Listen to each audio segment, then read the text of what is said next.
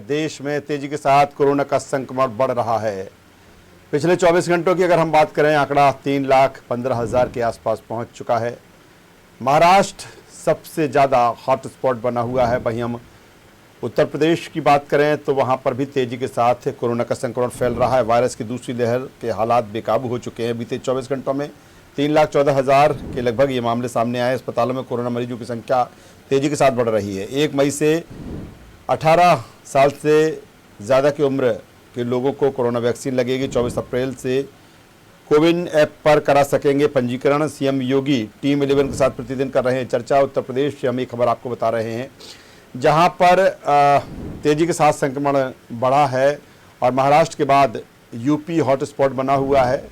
लगातार वहां पर कोरोना मरीजों की संख्या बढ़ रही है। दुष्प्रभाव को कम करने की जुगत की तलाश में है सरकार। एम्बुलेंस सेवा का संचालन बेहतर किया जाए, ये कहा है योगी आदित्यनाथ ने, जो कि स्वयं कोरोना पॉजिटिव हैं, लेकिन वो लगातार इसको लेकर समीक्षा बैठक कर रहे हैं। अधिकारियों के साथ उनकी बातचीत चल रही है और दिन ब दिन जिस तरह से स्थितियां हैं उनको बेहतर करने की कोशिश कर रहे हैं। हमारे साथ में आरसी भट्ट साहब, स्टेट एडिटर लखनऊ से हमारे साथ जुड़ रहे हैं। भट्ट साहब, स्वागत करता हूं आपका। और सवाल यही, हर रोज़ आपसे मैं बात करता हूं इसी मुद्दे को लेकर, क्योंकि उसकी वजह यही है कि अगर हम यूपी की बात करें तो महाराष्ट्र के बाद सबसे ज़्यादा संक्रमित अब उत्तर प्रदेश हो चुका है। ऐसे में तमाम तरह की व्यवस्थाएं सरकार अपने स्तर पर बना रही है। कल भी मैंने आपसे अपडेट लिया था, आज भी आप हमारे साथ में हैं। क्या कुछ अब स्थिति उत्तर प्रदेश में और क्या कुछ और बेहतर किया जा रहा है? केस 24 घंटों में जो आंकड़े आए हैं उत्तर प्रदेश में कोविड पॉजिटिव के नए केस आए, यानी 36,000 केस जी, संख्या बढ़ी है जी। और निश्चित रूप से सरकार को ये है कि 16,500 मरीज ठीक होकर वो अपने घरों को जा चुके हैं। ये भी खबर थोड़ी सी सकून पहुंचाती है। लगातार सरकार संसाधन बढ़ाने की कोशिश कर रही है। एक ट्रेन जो है वो रवाना की गई है ग्रीन कॉरिडोर के साथ, जहां से वो लखनऊ के लिए और खासतौर पे उत्तर प्रदेश के लिए ऑक्सीजन लेकर आएगी जी। और वो तेज गति से चल रही है, को क्रॉस करके निकल रही है।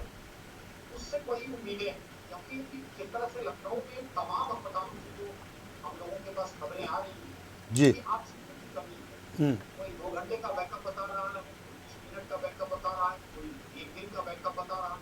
निश्चित रूप से इस समय ऑक्सीजन जो है वो उन मरीजों के लिए खासतौर पर जो ऑक्सीजन पर जीवित है, यानी कि कहीं न कहीं जिनका ऑक्सीजन लेवल जो है वो 94 के नीचे है, किसी का 45 से 40 है, 60 है। लगातार तमाम मरीजों के ईमानदारों की बात किया है तो उन्होंने ये बताया है कि मेरे चाचा जी, मेरे पापा, मेरे मामा, मेरी मम्मी 55 के हैं, 60 के हैं, और जब लग जा रहा है तो 85, 90 हो जा रहा है। तो यानी कहीं न कहीं राज्य की जो भूमिका है वो इस समय बहुत महत्वपूर्ण हो गई।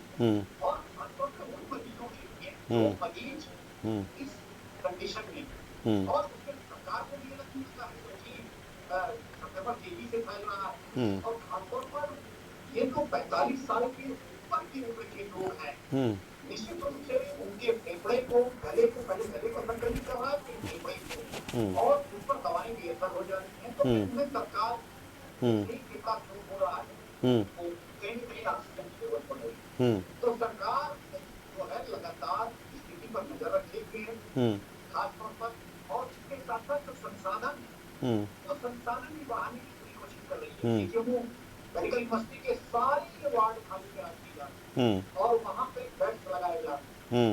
वो बेड्स सिर्फ कोविड का इलाज करने, यानी वहाँ सारी ओपीडी बंद कर दी गई है, वहाँ के जो इलाज है वो बंद कर दिए गए।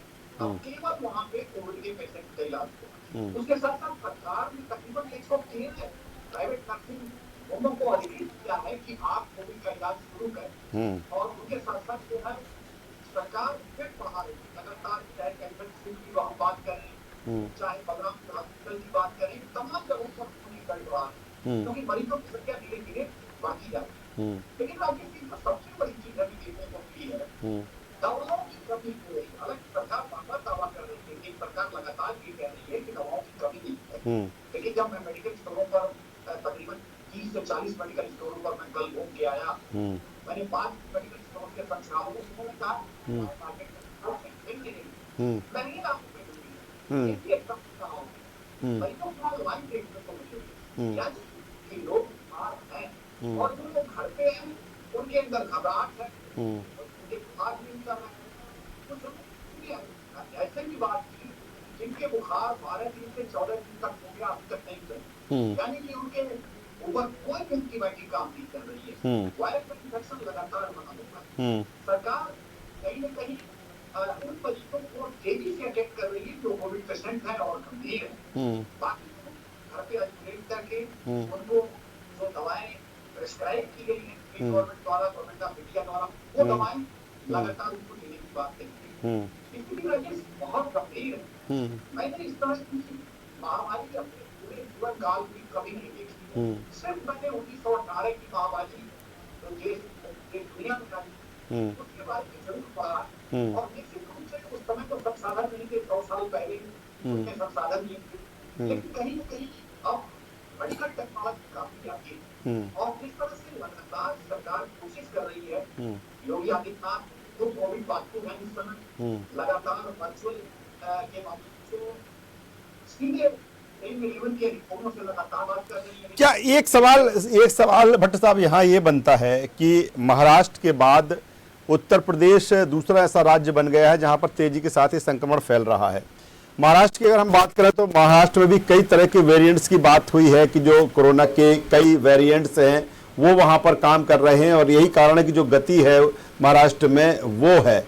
क्या उत्तर प्रदेश में भी कोई ऐसी बात निकल कर आई है कि जो वहां पर वायरस है, जो वेरिएंट है, वो 2-3 वेरिएंट्स वहां पर काम कर रहे हैं, या जो म्यूटेट वेरिएंट्स है वो पावरफुल है? ऐसा कुछ ऐसा एनालिसिस में अभी उत्तर प्रदेश में आया है किसी तरह का? रूप से जो आईसीएमआर है या जो अन्य एजेंसियां हैं जो मेडिकल एजेंसियों की शोध करती हैं, दवाओं की शोध करती है, इस पर चल रही है। अभी तो सरकार का पूरा ध्यान वैक्सीनेशन पर है, ऑक्सीजन पर है, लोगों की जान बचाने पर है, और निश्चित रूप से इसमें कोई संघर्ष नहीं है। मेरी जानकारी है कि ये वायरस पिछले वायरस से तगड़ा, यानी कि जैसे ही मैं किसी के बारे में जानने की कोशिश कर रहा हूँ वो ये व्यक्ति बता रहा है कि मैं पॉजिटिव, और हर दूसरा तीसरा व्यक्ति जो है बात करने के दौरान में वो बताता है कि मैं, तो निश्चित रूप से ये कहा जाए ये पहले वाले वेरिएंट से ज्यादा ताकतवर है और और ये कहीं कहीं हवा में काम कर रहा है, और हवा की वजह से ये तेजी से अपना फैलाव।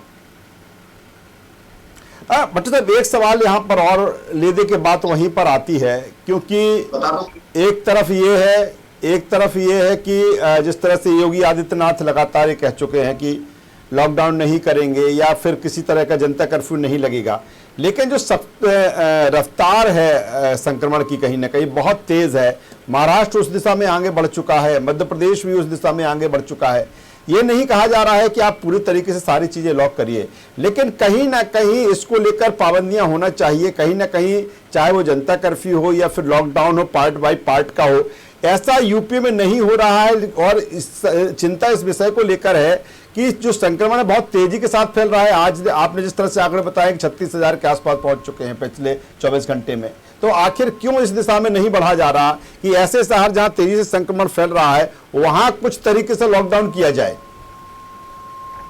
पहले तो मैं आपके माध्यम से, अपने चैनल के माध्यम से अपने व्यूअर्स को कुछ जानकारियां भी देना चाहता हूं। सबसे बड़ी बात यह है कि मैं लगातार घूम रहा हूं, लगातार मेरी नजर है, लगातार पॉजिटिव मरीजों से बात भी कर रहा हूं, और खासतौर पर डॉक्टरों से भी मेरी बात हो रही है, एक्सपर्ट से भी मेरी बात हो रही है। एक चीज जो देखने को मिला है कि अब जिस तरह से लोग अवेयर हो गए हैं, निकल रहे हैं, लेकिन ये जो वायरस है, जो 80 साल का व्यक्ति है या 60 साल का व्यक्ति है वो अपने घर में है, वो कई महीने से बाहर नहीं निकला, लेकिन वायरस को पकड़ लिया। तो इसका मतलब ये है कि ये वायरस हवा में, एयर में काम, और निश्चित रूप से जिस तरह से उसको ठंड लग रही है, जुकाम हो रहा है, तो ये वायरस आ जा रहा है। सर्दी जुकाम का पहले सिम्टम होता है, फिर बुखार का होता है, फिर गले में इन्फेक्शन का होता है, फिर आगे वो बढ़ते हुए चेस्ट में आता है और लंग्स में पूरा अपना प्रसार करता है। तो निश्चित रूप से कहा जाए कि ये वायरस अब हवा में काम कर रहा है। WHO जो रिपोर्ट में देख रहा था, सीधे तौर पर उसने कहा है कि ये अभी इतना जल्दी जाने वाला नहीं। चलिए भट्ट साहब, इतनी जल्दी जाने वाला नहीं है। बिल्कुल अहम बात आप कह रहे हैं कि कहीं ना कहीं एयर में भी ये वायरस है, खासतौर पर उस जगहों पर जहां वेंटिलेशन की प्रॉपर व्यवस्था नहीं है, जो घने आबादी है या जो फ्लैट्स बने हुए हैं, वहां पर इसका खतरा ज्यादा है, जिस तरह से आरसी भट्ट साहब कह रहे हैं। बहुत शुक्रिया भट्ट साहब, state editor UP RC Bhatt साहब, जिस तरह से उत्तर प्रदेश को लेकर पूरी जानकारी दे रहे थे। सरकार अपने तरफ से तमाम कोशिशें कर रही है, लेकिन संक्रमण है, तेजी के साथ बढ़ रहा है, यही चिंता और चुनौती सरकार के सामने है और निश्चित तौर पर वो तमाम सारे प्रयास किए जा रहे हैं इस संक्रमण को रोकने के लिए। तो स्थिति भयावह है कहीं ना कहीं, और इसी को लेकर चाहे वो केंद्र सरकार हो या राज्यों की सरकार हो, पूरी कोशिश कर रही है कि इस संक्रमण को तेजी के साथ रोका जाए। तो उत्तर प्रदेश से पूरा अपडेट हम आप तक पहुंचा रहे थे, जहां पर स्टेट एडिटर आरसी भट्ट हमसे जुड़े हुए थे, और क्या कुछ स्थिति है उत्तर प्रदेश में, इसको लेकर हालात निश्चित तौर पर महाराष्ट्र के बाद यूपी दूसरे नंबर का ऐसा राज्य जहां पर स्थितियां लगातार विकराल होती दिख रही हैं।